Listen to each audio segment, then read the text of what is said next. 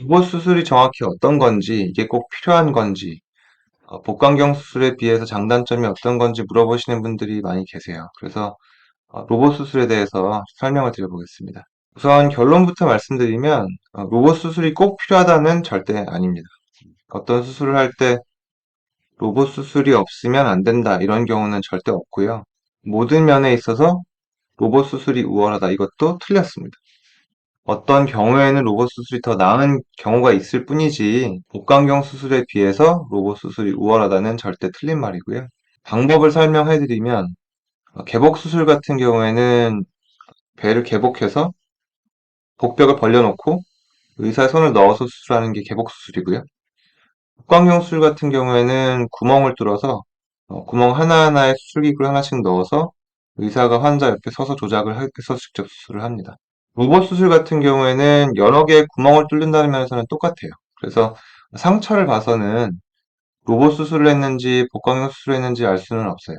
그런데 차이가 복강경 수술은 구멍에다가 기구를 넣어서 직접 의사가 서서 조작을 했다면 로봇 수술의 경우에는 여러 개의 구멍에 여러 개의 로봇 팔을 다 부착을 시켜서 어, 환자에게 로봇을 부착을 시킵니다. 그리고 의사는 오락기같이 생긴 서전 콘솔이 있어요. 콘솔에 앉아서 부착시킨 로봇을 조정해서 수술을 하는 형태입니다. 이렇게 하는 이유는 한마디로 좋은 도구를 쓰는 거예요. 복강경 기구는 굉장히 작고 그냥 어떻게 보면 단순한 조작법이거든요. 이렇게 긴 대롱 끝에 조작부가 있는데 앞에 달려있는 핸들을 사용해서 조작부가 왔다 갔다 할 수 있고 회전하는 동작 이 두 가지를 사용할 수가 있어요. 잡고 놓는 동작과 회전하는 동작 이 두 개를 가지고 다 수술을 하는 거거든요. 반면에 로봇 같은 경우에는 이 두 가지에 이 손목의 동작이 추가가 됩니다. 근데 이 손목 하나가 추가된 게 굉장히 큰 차이를 만들어요. 특히 아주 이제 미세한 부위를 수술할 때는 혈관을 문합한다든지 특히 이런 조작에는 이 손목의 동작이 굉장히 큰 차이를 둡니다. 로봇의 장단점을 말씀드리면 일단 첫 번째 장점은 미세한 조작이 가능하다는 겁니다. 손목을 회전하는 모션이 추가가 됐기 때문에 로봇 수술이 훨씬 유리할 수 있습니다. 또 굉장히 크게 확대를 시킬 수가 있기 때문에 상황에 따라서는 사실 개복보다도 더 자세하게 수술할 수 있다는 장점이 있습니다. 그런데 이건 큰 수술에 해당이 되지만 작은 수술에는 별로 해당이 안 돼요.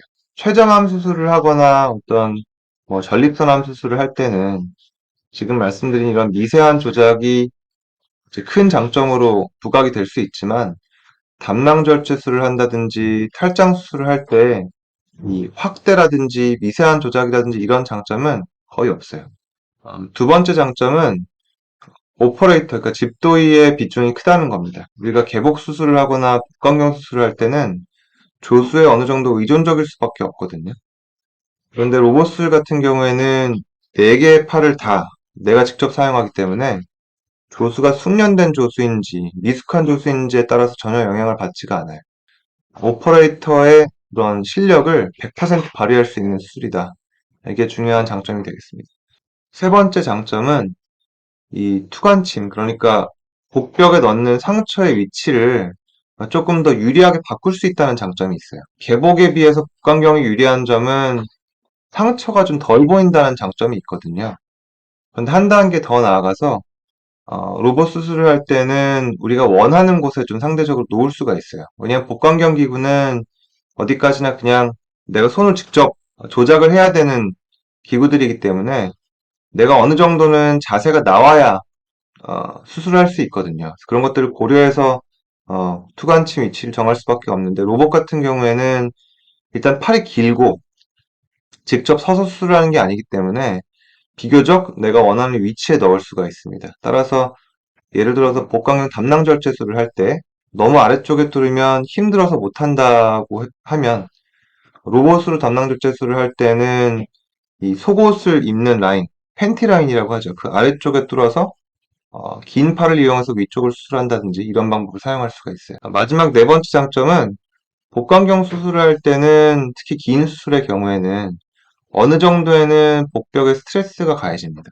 왜냐하면 그 투관침을 이용해서 움직이는 힘이 계속 가해지기 때문에 근데 로봇 수술 같은 경우에는 투관침을 넣은 다음에는 마지막 조작부에서 회전하면서 수술을 하기 때문에 이 투관침에 닿아 있는 복벽에는 별다른 스트레스가 가해지지 않아요. 예전에는 크게 열고 작게 열고의 스트레스 차이를 비교를 했다면 이제는 같은 투관침 상처여도 이 안에서 이렇게 움직이는지 이 안에 그대로 들어가서 끝에서 움직이는지에 따라서 스트레스 차이가 있다는 거죠.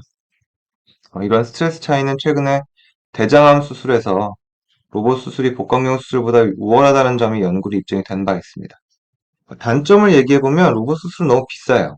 많은 경우에 환자분들이 좀 불편해 하시는 게 진료를 볼 때 실비보험이 있냐 이걸 물어보면 되게 싫어하시거든요. 또 저희가 여쭤보는 이유는 실비보험이 없는 경우는 사실 저 같은 경우에는 로봇을 안 하는 게 낫다고 봐요. 특히 작은 수술 같은 경우에는. 물론 췌장암이나 담도암 수술을 한다 이럴 때는 실비보험이 없어도 경우에 따라서는 하시는 게 유리할 수도 있어요. 제 개인적인 의견으로는 담낭절제술 같은 수술은 실비보험이 없으면 굳이 할 필요가 없습니다. 정리하면 로봇 수술은 여러 가지 장점이 있습니다. 그런데 이 가격적인 단점하고 잘 비교를 해서 내가 이 수술을 하는 게 득실 따졌을 때 나한테 유리한지 아닌지에 대해서 좀 생각할 필요가 있고요. 로봇 수술에 경험이 많은 의사와 충분한 상의를 하신 후에 결정하시는 게 도움이 되실 거라고 생각합니다.